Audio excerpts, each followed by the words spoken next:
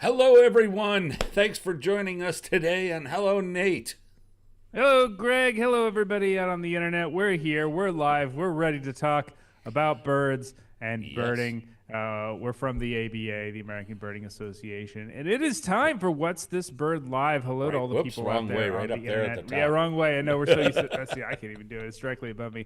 Hello to everybody who is out there on the internet. I'm seeing a lot of folks coming in on the Facebook, on the YouTube. Hello, Marsha Balestri, Mooney, Carolyn Jones, Buddy Campbell from Beaufort, beautiful Beaufort, South Carolina, Lucille, Joshua Ward, Mike Henry, Gavin Allvine, one of our regulars. We're all excited to have you here to talk about birds and birding again for our every other week or so ish, every other week ish. Although we've kept to a schedule really well recently, Greg. Yeah, we've been Greg. doing good since Um, since May, really.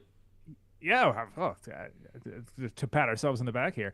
We're here Hey. to talk about birds and birding and bird identification with all of y'all out there. Yep. The American Birding Association maintains a number of Facebook groups on the internet, one of which is What's This Bird? And it is exactly what it sounds like. You can put up a picture of a photograph, a video, a sound recording, an illustration, if that's what moves you, up on Yep. What's This Bird on Facebook, and our friendly community of bird-minded individuals will help you identify that bird, usually pretty quickly. Every once in a while, we get a few photos that, well, I don't know, maybe require a little bit of a deeper conversation, or at least provide an opportunity for us to spread a little knowledge to the broader internet birding community, and Yep. we're happy to do that here. Greg, how are Hello, things up there hello. in Chicago? Good. Good, good, good. We got our first little taste of fall. We got some north winds coming in off the It's lake, happening. and It's happening. It's cooled down, that's for sure. I think that this weekend, Sunday and Monday, after the weekend, I think Sunday and Monday this week will be our first like real hit of fall migrants that aren't shorebirds. Mm-hmm. Maybe some Mm-hmm. hawks. We'll see. It's getting to be that Yeah, time of year. it is Um, indeed. and yeah, I mean, it's been a good summer for birding. Not a lot of vagrants or anything. Although I will say, and this is something that I think we talked about last time a little bit, but boy, swallow-tailed kites are just all over the place. Yeah, that's one of And our classic late summer dispersal species. We get a lot of those kind of coming out of the southeast and yeah, turning up all over the place. Wood stork, roseate spoonbill also have sort of made a name this late summer. But swallowtail yeah, kite's classic one. They're really expanding, turning up in a but lot of places farther north. You know, the climate's getting warmer, it's getting drier. There's a lot of these kind of warm, dry bugs that are up there that they like to chase, and so they'll wander quite a bit. Neat birds. yeah, yeah, and they kind of follow. I think. Yeah, I don't know if there's any empirical evidence for this, but that's just my feeling. Is that they kind of reverse follow migrating dragonflies, and I see. Yeah. as the dragonflies are streaming south, they're streaming north and They're kind of moving north. Yeah. munching on dragonflies as they go, and then when we get to the end of September, they turn around and they come back and head on back south. And Mississippi kites do that as well. So if you haven't been Yep. here before, Nate is watching YouTube and I am watching on Facebook, and we have the comments open. So if you've got something that you want to say, you want to get, give us a shout out, or you got a Questions, question or something to comments. say, comment, just drop it in there, and we will do our best to get to you. Right now on Facebook, we got hi from Len and from Nate in Minnesota, Jim in New Mexico, and John in Olympia, Washington, who says shorebirds are arriving, and there are zillions of baby birds in the woods. Yeah, Yeah, absolutely. actually, Yeah, we're I gonna. had a cool experience with shorebirds this past week. I got to go offshore last week, about a week ago. Yeah. With Brian Pattison, who does seabirding. I was not out there for birds. I was out there for fish. This was a Hmm. trip that I went out with my son and a bunch of his buddies.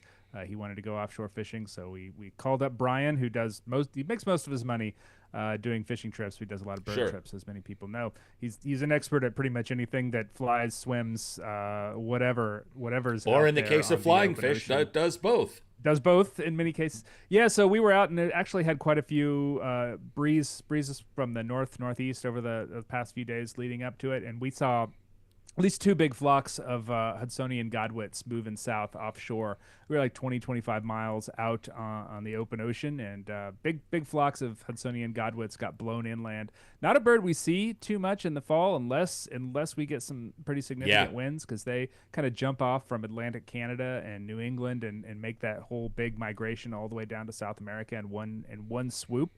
So it was really cool to see some big flocks of them traveling out over the water, out of sight of land. It's cool. Were they high? Were they high in, fairly high up, or were they low over the water? So, yeah, interesting. Great question. We had two flocks, one of which was like right on top of the water, flying right on top, and another one was probably 150 feet up. So they were pretty high. So a little bit of both. Depending on what they're in the mood for. And interestingly enough, about a day previous, there were some that were seen at Pea Island on the Outer Banks too. So, a bunch of them kind of moving past North Carolina. Carolina's the mid-Atlantic, getting blown inland from these northeasterly winds, or east northeasterly winds, and touching down on dry land or just kind of cruising close to the ocean. It was neat stuff. Yeah, I did a pelagic, if you could call it that, on Lake Michigan a few years ago, and we were out about this. We were out about pelagic. We were out about this time of year, maybe mid-September, something like that. And we were a good 15 miles offshore. Out of sight of land, I imagine. Yeah. Close. You could see the buildings, way on the buildings horizon. Chicago's got a tall skyline.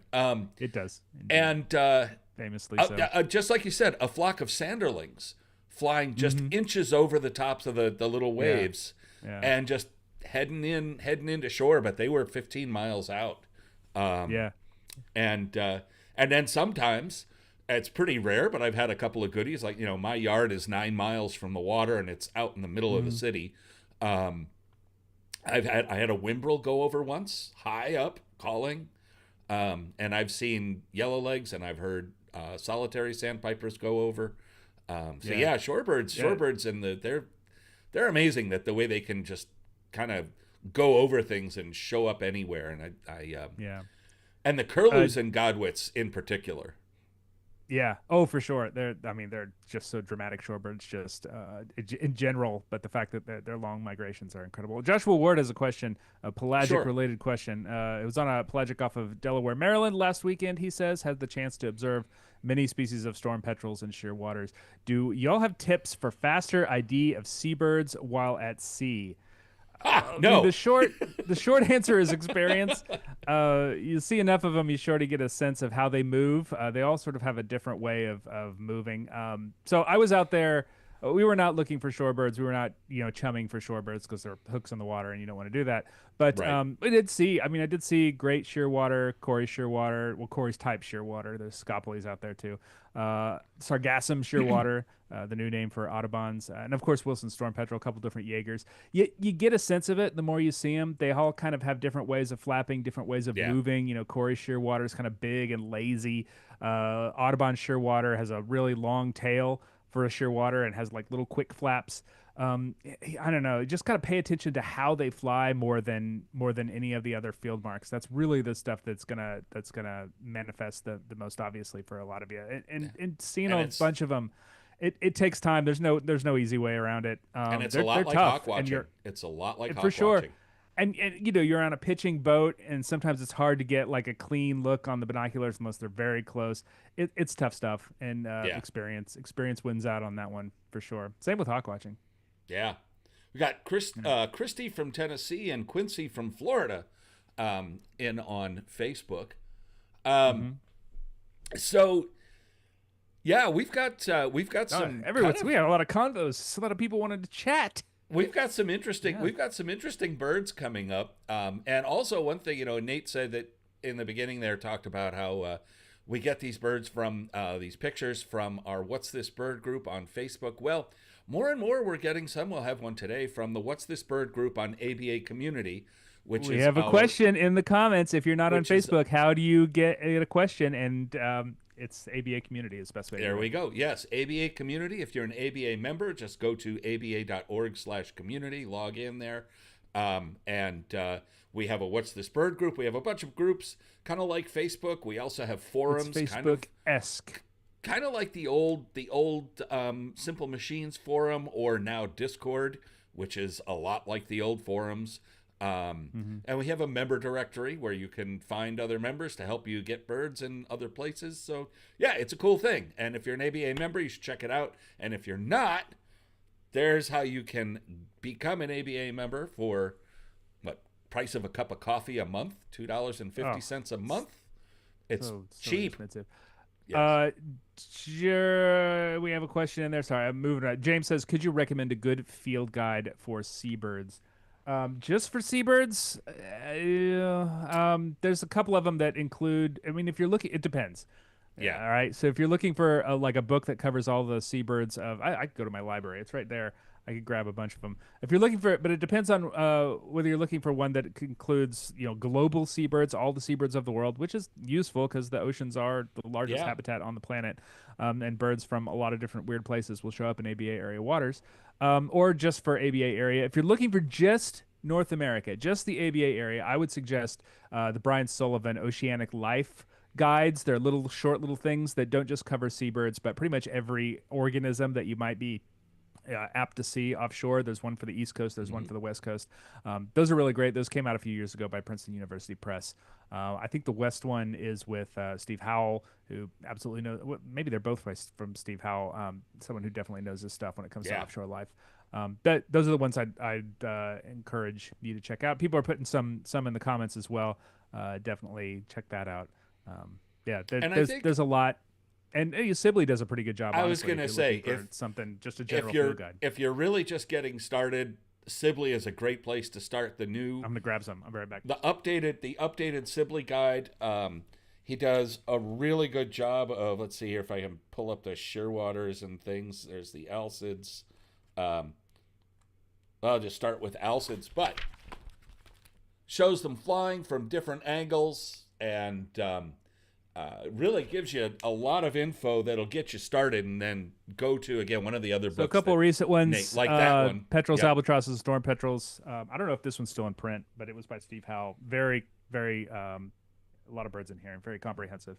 And here's another one that just came out: Oceanic Birds of the World. This is global, also by Steve Howell. Kirk Sufelt took a lot of photos, a lot of great photos in there. Yeah, this one's a photo guide. They're both photo guides, but this one's more of a field guide sort of thing.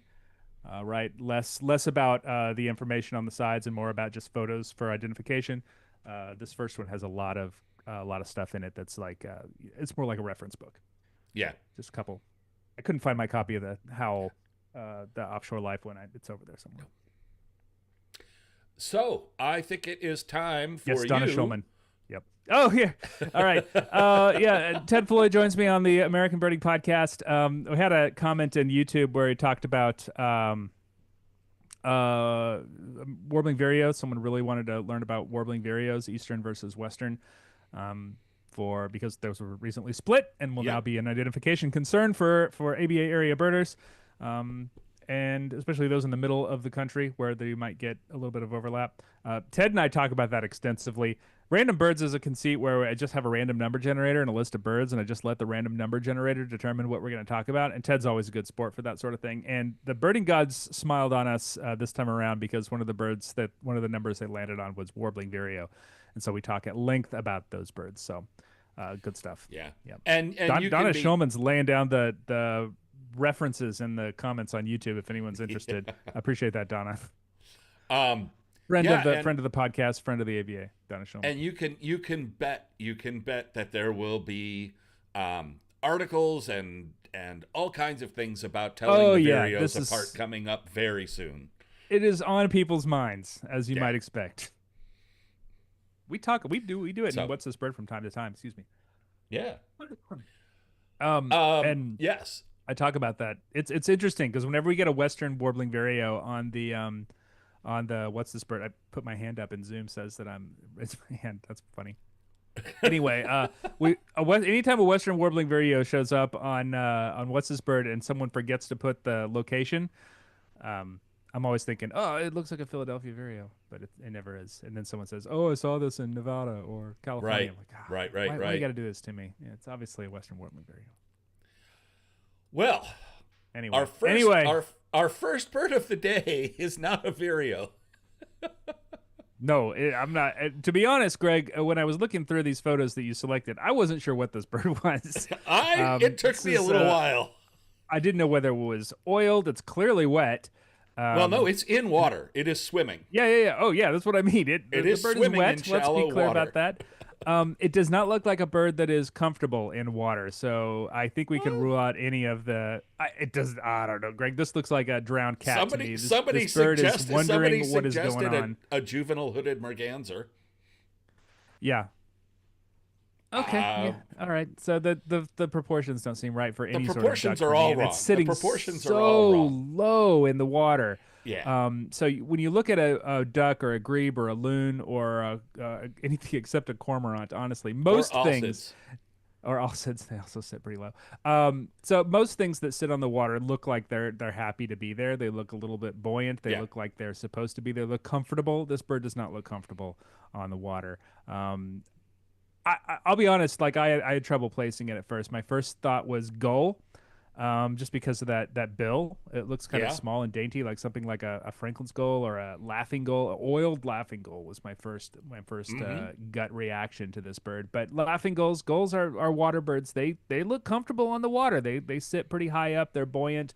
Even a juvenile laughing gull, even with a little bit of oil, I would imagine would show a little bit more gray on it and more white. Not like this bird, but and there's it's a weird one. I eventually got there, but this is a weird. This is a term that's going to come up again in this program later.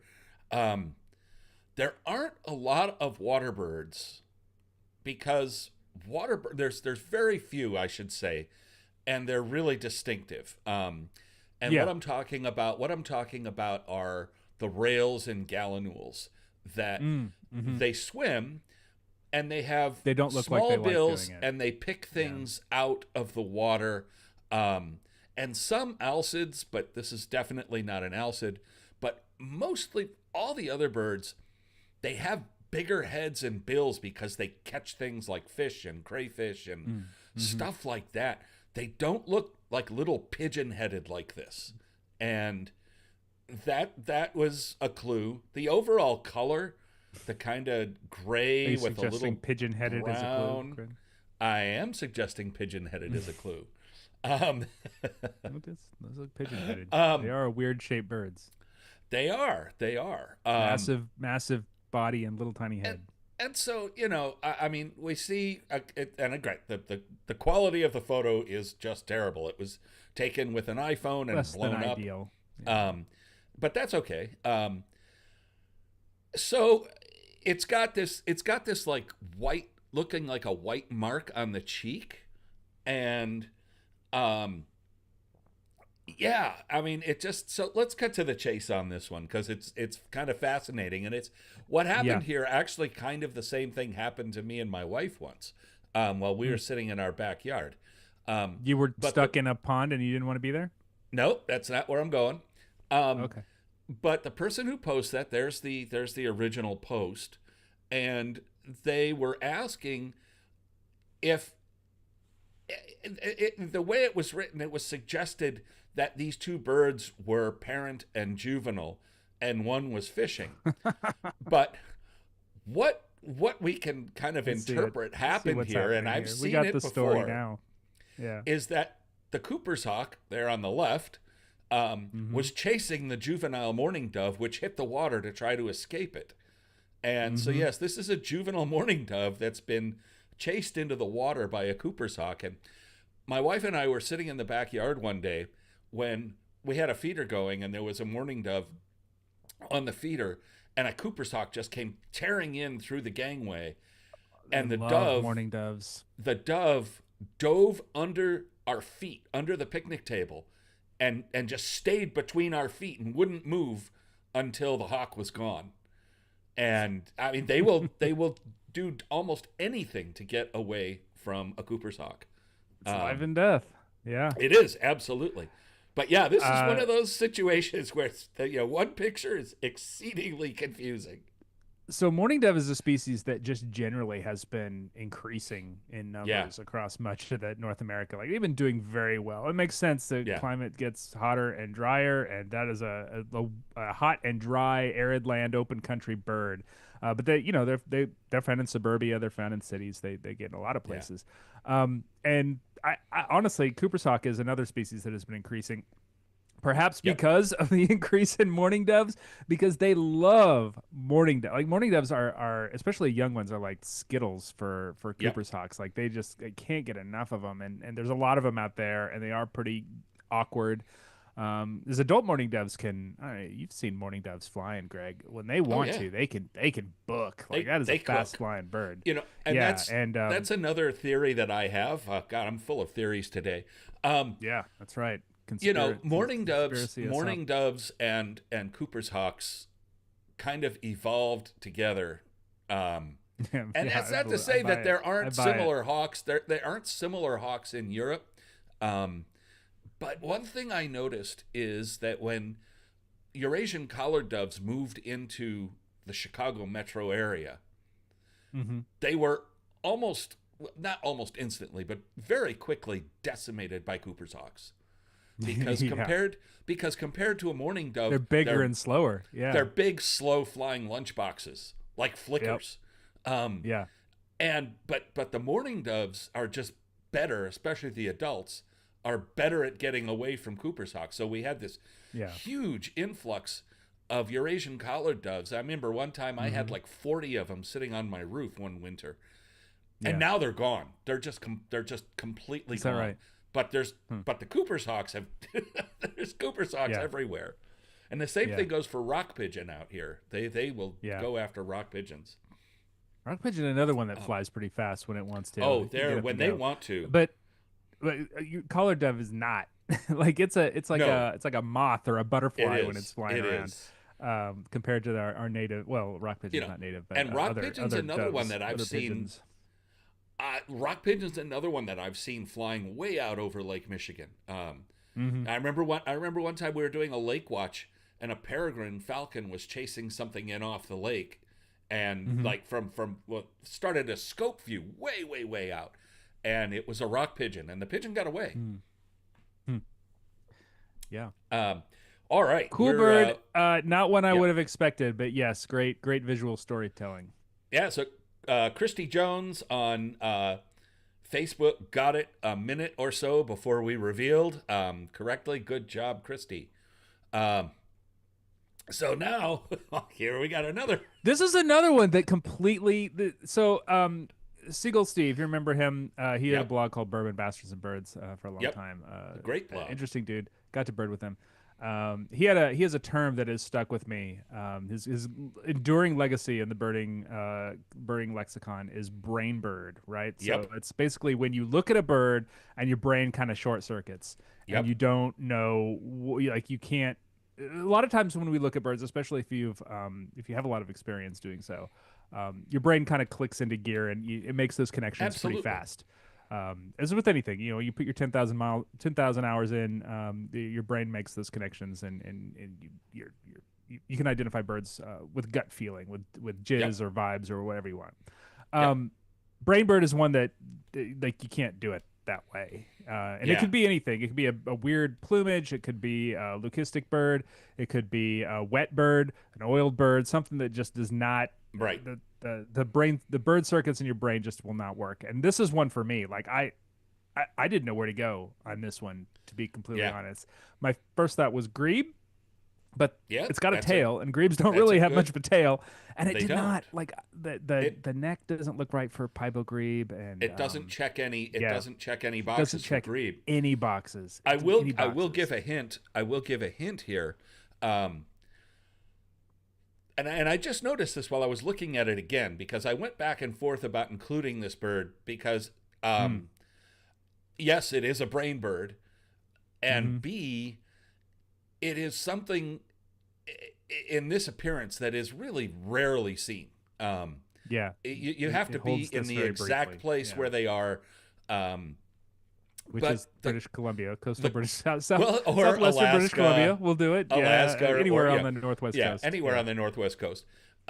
but the thing that is confusing here is the color of the water.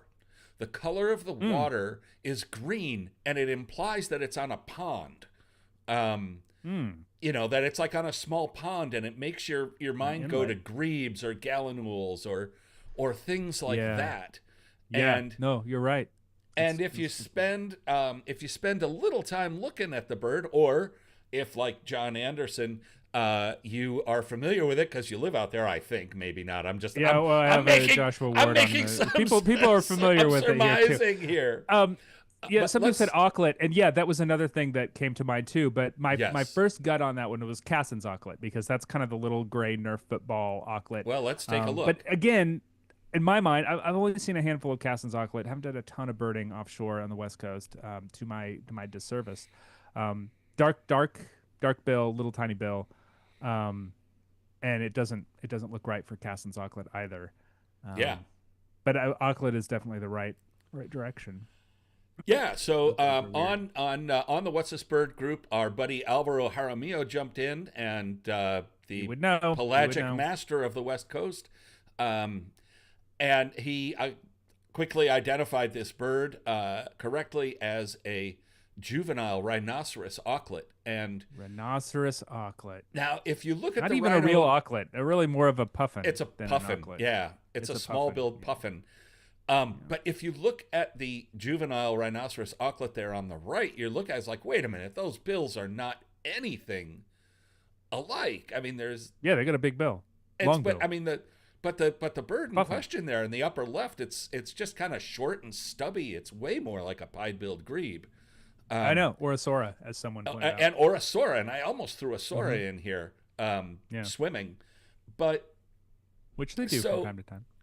So what's going on here is that this bird is so young that the bill hasn't grown yet. And that is something we see in a lot of juvenile birds. And especially things like ibis. Especially longer-billed birds. Yep. Right. You know, juvenile ibis that are really fresh out of the nest, they have these short, barely decurved bills. Yeah. And they really confuse people. And this is the same thing where... Sometimes terns and egrets are like that, too. You have to be very out of the nest. Oh yeah, least turns, like right when they fledge, they're what is that? Real short. But yeah, so this is you have to be really close to where they're nesting to see one on the water like this, because that bird landed in the water for the first time within days of when this picture was taken. Yeah, absolutely, if not hours. Great bird, and also one of those birds that we get accused of East Coast bias sometimes, which is fair because we live in the East Coast and we're mostly familiar with those birds. But this is a bird that a lot of people in the Northwest, in Oregon, Washington, British Columbia, Alaska, Southern Alaska, they're going to encounter fairly regularly, especially this time of year, as these young, because murres and auklets generally have a very sort of odd nest. Like the fledglings come out of the nest and get on the water sometimes very, very early and can look very, very different than the adults. Like murres in particular will hit the water for the first time when they're still downy, and so they'll look like little tiny like goslings or whatever, but it's not something you definitely always assume is going to be with a lot of species. There's kind of some unique identification challenges for birds up in that area that we on the East Coast just don't get to encounter all that often.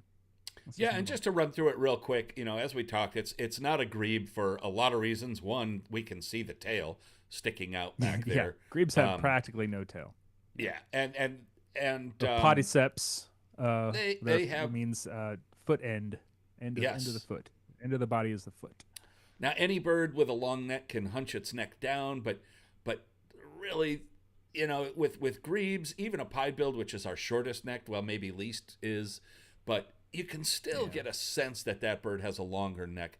The auklets, they have short necks. Cassin's is kind of a darker, more charcoal gray, even when young gray. Like this. And it doesn't have the yellow at the base of the bill, like ever. And so that's something we can see here in this bird. And just the shape, the shape of the bill too.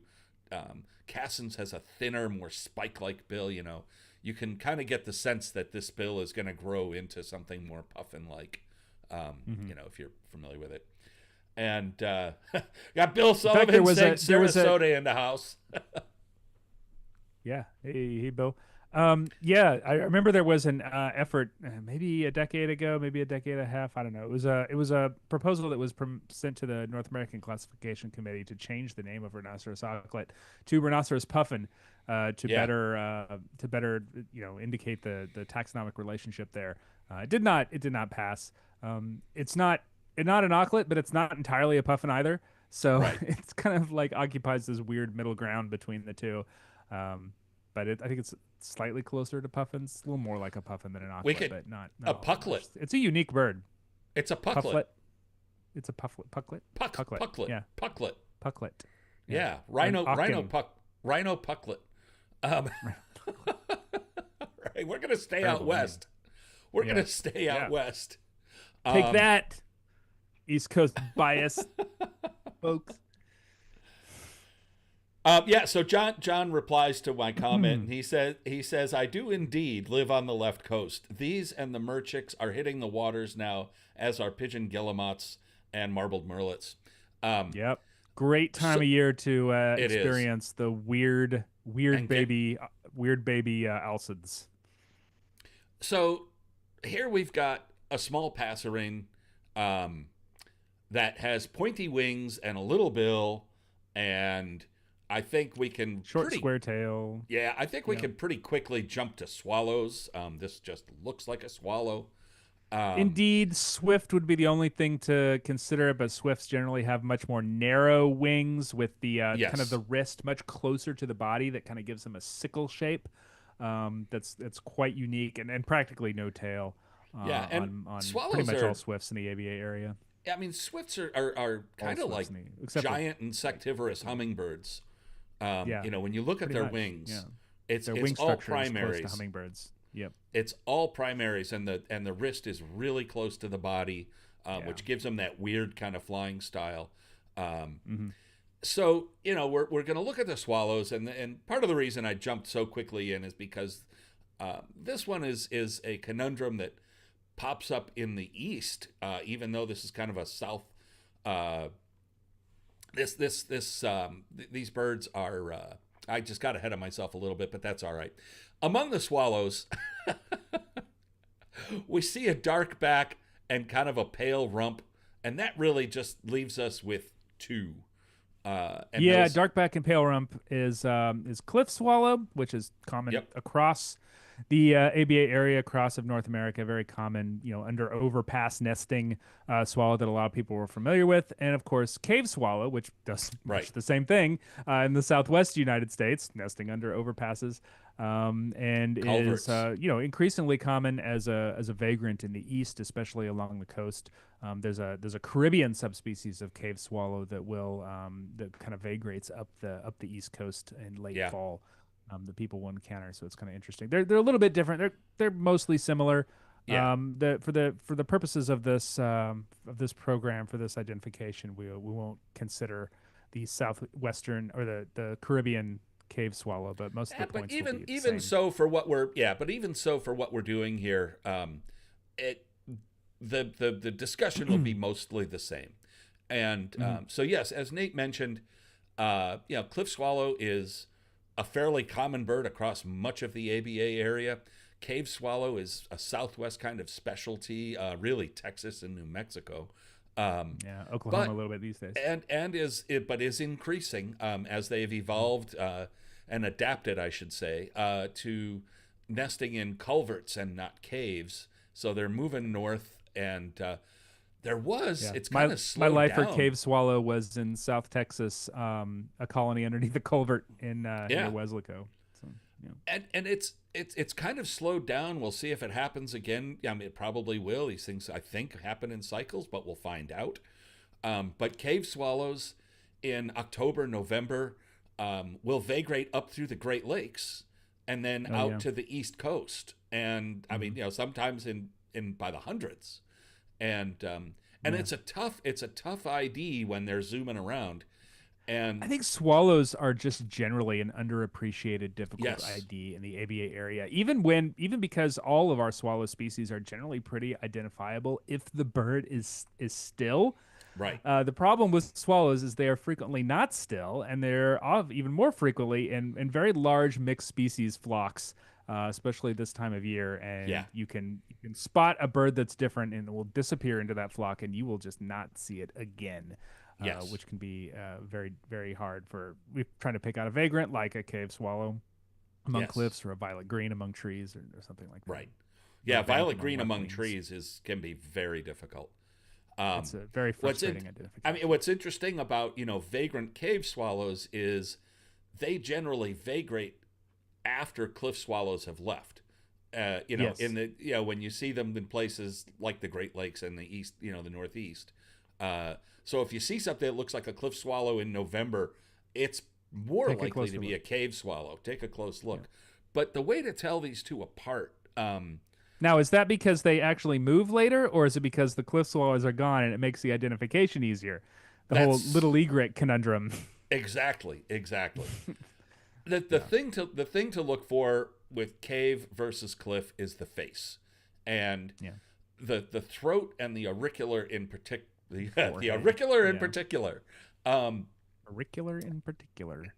Cliff swallow has a darker throat and a darker auricular in pretty much all plumages.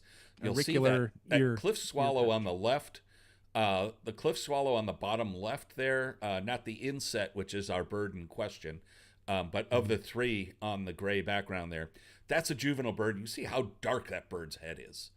And directly above it is a juvenile cave swallow, and you can see how obviously different it Very is with pale. the pale throat pale. and the pale Tan auriculars. beige. And Yeah, that, yes, that very beige color tan, is quite very unique. beige. But it's got a very much paler throat, paler auricular, paler all the way around. They're also a little smaller, and they tend to fly a little faster and Yeah. maybe a little more like a bank swallow or a rough-winged swallow than a cliff Yeah. swallow. Cliff swallows are kind of beefy and almost kind Pretty of look broad like wings for a martins a swallow. little bit. Yep. They got broader wings. But you can see it a little bit there in the comps. But yeah, so the thing to pay attention to when you get a swallow that you think is a vagrant cave is look at the face. Stay on the bird's face and get a good look at the face. Yeah, and a lot of times the forehead is a great, especially when we're talking about adult birds. Cliff swallow Yep. has that really unique kind of white spot on the forehead Yep. that cave does not have. I am inclined to go with cave swallow for this bird, both based on location in southern Nevada and just the overall kind of paleness of it. Oh, I assume didn't that's think what I you're didn't gonna think we were gonna I didn't think we were gonna disagree. This looks like a cliff to me. Really? Oh, Yeah. okay. All right. Throat All right. All right. throat looks dark, and I see some dark feathering on the auriculars, and So you in don't both. think that the darkness is because of the kind of the bright over? I mean, it's clearly very bright sun when this photo is Yeah, taken, no, in, so there are a little more shadows there. I think this bird looks like a cliff swallow to me. Okay. I don't Uh, feel so strongly that I'm going to disagree with you. I'm happy to be wrong on this one. But I would like to see more photos to be absolutely certain. But I could buy cliff swallow for this one. Clave swallow here. Clave swallow. Trying to There we split the go. difference. Clave swallow. I'm sorry, clave swallow. Clave swallow. Yeah. But yeah, I think the bottom inset we see the dark feathering on the auricular, Okay. Fair enough. and the throat just looks dark. I mean, that darker chestnut color under the eye. Yeah, I'm it just just- like the bottom photo. It's just like there's enough of a question for me whether or not that throat is actually dark or whether or not it's kind of running into the shadow of the wing. Yeah, that we no, see there because we can't really. I would like to see more photos. well the other Understandable that getting photos of swallows is easier said than done. Let's see if we can see the Yeah. All right. All right.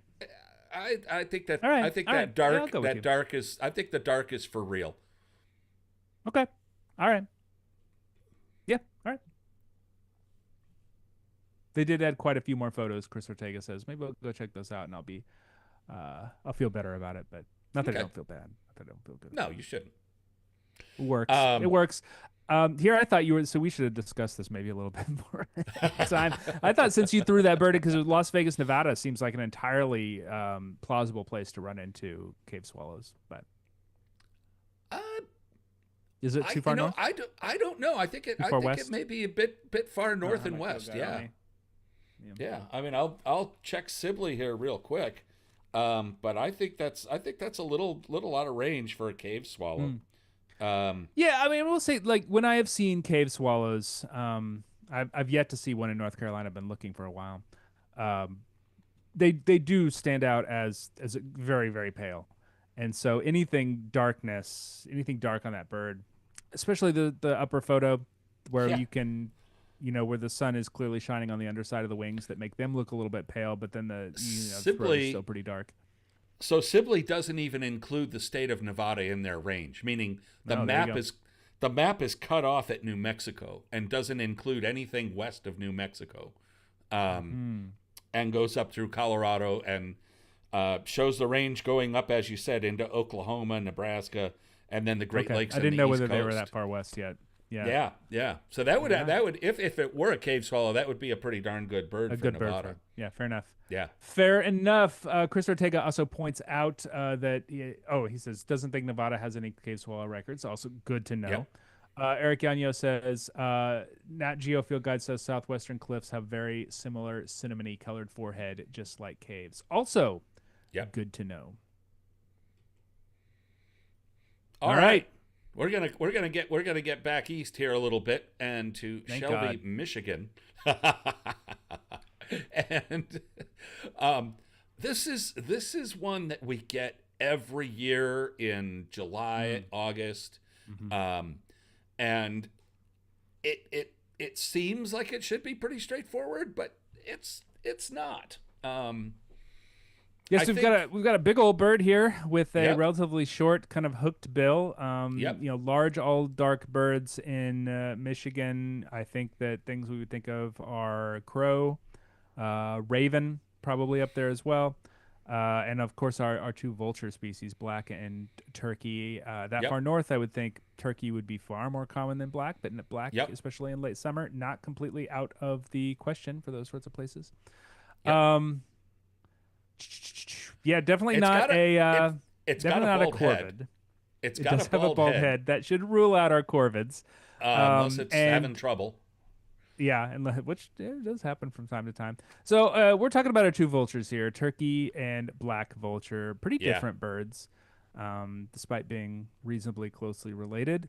Black vulture has a black face. Typically, turkey vulture has a red face. Yep. But as But- we see in the late summer, we get these young birds, young turkey vultures juveniles. show a dark face, which makes the identification a little bit more difficult, and so we have to go by structure. And fortunately, these two birds are pretty different when it comes to structure. And so, like the dark face, when you think of a turkey vulture, you think of the red face with that kind of whitish bill. For sure. And it's got a real distinct look. But the juvenile birds look a lot like black vultures, except that they don't. And as you said, Nate, they're very different birds. Yeah. And so you can see the juvenile turkey vulture there at the bottom right. It's got the dark head and dark bill, but it's got these massive wings, and very long winged, really long wings, and the bill has so turkey vultures find their food primarily by smell. And if you ever Google turkey vulture face, and eventually you'll find one that's looking straight at you, and it looks like the nostrils of a dog. I mean, those nostrils are these huge flaring, like it looks like a dog's nose. Yeah, and they're pretty remarkably good at that sort of thing too. I recall this may be in David Attenborough's Life of Birds documentary. There's a sequence where they actually, turkey vultures found throughout the Americas, so common from Canada all the way down to Argentina and Chile. They buried like a dead animal, a possum or a raccoon or something, underneath leaf litter in a very overhanging canopy sort of place. So not an Right. easy thing for a bird to get to. It's not going to be, it absolutely cannot use its eyes to find this bird. Right. And turkey vulture was able to find it. So it came in through the woods and landed on the ground and dug it all up to find the delicious dead raccoon hiding Yeah. underneath there. So yeah, incredible sense of smell for turkey vultures. And Less so for black vultures. that is something that you will occasionally see in the woods, Hmm. especially if you're driving along narrow, heavily wooded roads. You'll find turkey vultures just standing in the road in the middle of the woods. And even when the Like, why are canopy you here? closes over the road, Yeah. they will fly down the road and get in there, and they will find Yeah. it. Black vultures feed in a different way. They're mainly by sight, and Follow turkey vultures a lot of the and they times. follow turkey vultures around where Yeah. they both live together. Definitely, Yeah. a lot of things follow turkey vultures. Yeah. But if you look at the head shape, you can see the difference pretty quickly. Also, the difference in the wing length.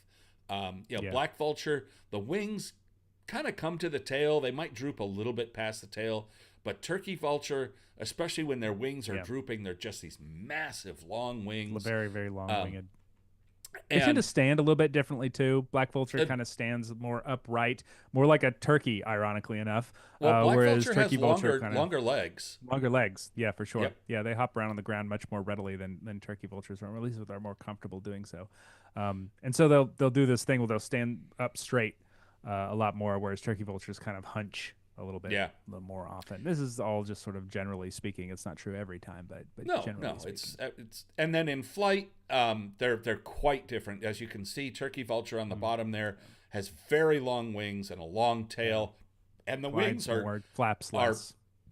are bicolored, so that the wing linings are black, and the secondaries and primaries are kind of they have like a grayish silvery sheen to them, and when they tip and do this when they fly, it kind of flashes, and they have a unique way of flying. They kind of teeter around. Black vultures, they flap more, they soar more, Kinda straight ahead.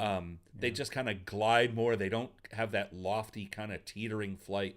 They have shorter, broader wings with sort of a white flash in the primaries, and a very short tail. Short tail. A lot of times, yeah. sometimes even their legs will go a little bit past Beyond to the see their tail. toe tips beyond the tail. Yep. Yeah. Exactly. So yeah, they're very similar but very different when you get a decent look at them. Yeah. So our bird in question is a turkey Yep. vulture with that long Absolutely. kind of broader bill, less feathered head, and extremely long wings and kind of hunched over posture. That's kind of classic Well, turkey vulture. It is, and even in this photo, as small as it is and everything, you can still see that giant nostril, and that Yeah. really, if you can Yeah. get a look at their face, that really is the turkey vulture's, as you say, broader bill with that giant nostril, really does stand out. Yeah, a lot of times they'll roost together. At least where I mean, I imagine black vulture is still reasonably uncommon in most of Michigan, except for maybe around dumps and whatnot. That seems to be where they congregate in places where they are farther north. But down here where I live, we actually probably get more black vultures, at least in town. Than Black turkey vulture would be a vultures. And very good bird in Michigan. yeah, I would think so. They're more gregarious too. They like to hang out in large groups. Yeah. They kind of they eat larger things. So a lot of times you'll see black vulture around like a roadkill deer, like a crowd of black vultures around a roadkill Right. deer. Whereas a turkey vulture will pick at smaller roadkill animals like groundhogs and raccoons and whatnot.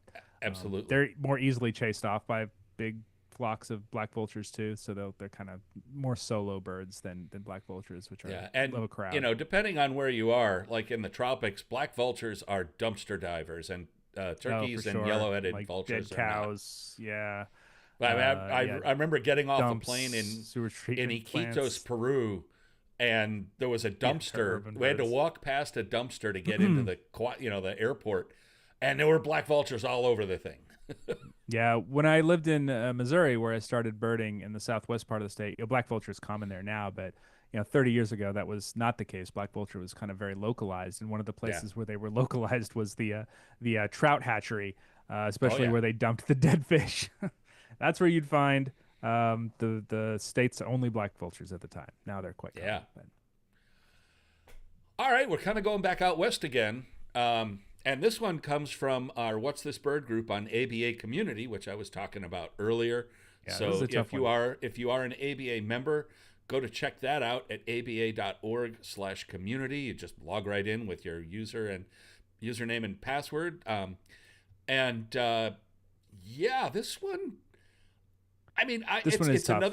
It's a brain bird. It's a vibe bird. It's a vibe It bird. is tough, but I feel confident. I feel reasonably confident in the identification, but it took me a little while to get there. And there is one tell, but but go ahead, Nate. Yeah, so let's get it down broadly. Yep. Pretty thin, spindly legs with long toes, little bill, kind of short, Little but bill. Not conical, but kind of narrow. Big deep belly, Yep. round head. This looks like a thrush to me. It does. That doesn't narrow it down a ton because thrush is a big family with a lot of kind of interesting birds in it, especially in South Dakota. So when we're thinking of things like American robin, perhaps, we're thinking of solitaire, which is up there. We're thinking of bluebirds, and of course, any of the spotted Catharus thrushes, Right. which could be breeding in the area as well. So a lot of kind of different birds, but all kind of encompassed in that thrush family, which is reasonably long tail. None of that stuff is super extreme on either end, but kind of a deep body, big round head, narrow straight bill for eating just about anything, kind of an all-purpose bill. So Yeah, thrush I mean, I got there quickly. It's getting past that took me a few minutes. Yeah, I think I think you're right with thrush. I mean, there are some gray warblers that just make it up there. Like I think Lucy's gets up into South Dakota. But for birds like look that, like a warbler to me. it doesn't look like a warbler at all. It's Yeah. Hey, we have our former colleague Carl Bendorf in saying hi. Hi, Carl. Hey, Carl. But it doesn't feel like a warbler. It doesn't feel like any of the other small billed passerines like a wren or a kinglet, or it's got, like you said, it's got that thrush body, that kind of big belly. Yeah. It feels bigger than a warbler. Warblers, small body, bigger head compared to the body, I think, is part of what gives the impression of a warbler. Well, it's a different proportion bird. So this is where we get back to what I was talking about, pigeon-headed. One thing that stands out here to me in this bird is that it looks pigeon-headed. It has a long body. It has a long body, but it's got this little head. And that is a clue that got me in the right direction. So let's look at those thrushes that are found in summer in South Dakota. So we can see this is not an easy thing. Yeah, I think robin, which is very common across much of the ABA area, American robin, right in the name. I think that can be ruled out pretty quickly. Robin has, even with a photo like this where the color can't be entirely trusted, I think we'd be able to see a little bit of the pattern, a little bit of the big bold spectacles on a robin, the pale bill, something like that would be in there. And robins also have white tips to their tail feathers. They do. That would probably show up. And probably show up in this photo. It also has a chunkier bill. I mean, of our common thrushes, it has the chunkiest bill. Yeah, it's a substantial bird. This bird is kind of slim and long-tailed, and the Catharus thrushes, and Swainson's thrush is the one that breeds in South Dakota in very locally, of course. But these birds, in August, some of the others could show up as a migrant. But they tend to be short-tailed, and again, kind of little thicker and blockier, especially the head. I mean, you can see the shape of that Swainson's thrush doesn't really jive with the shape of the bird we're looking at in the inset. But mountain bluebird and Townsend solitaire, there it gets. Those are the two. Mountain bluebird was one that immediately came to mind for this one as well, just because of its kind of, mountain bluebird, especially the female birds, and sometimes the kind of worn male birds can be very, very pale. Almost like no blue at all But in the flight feathers, that's where it would be seen if it were anywhere.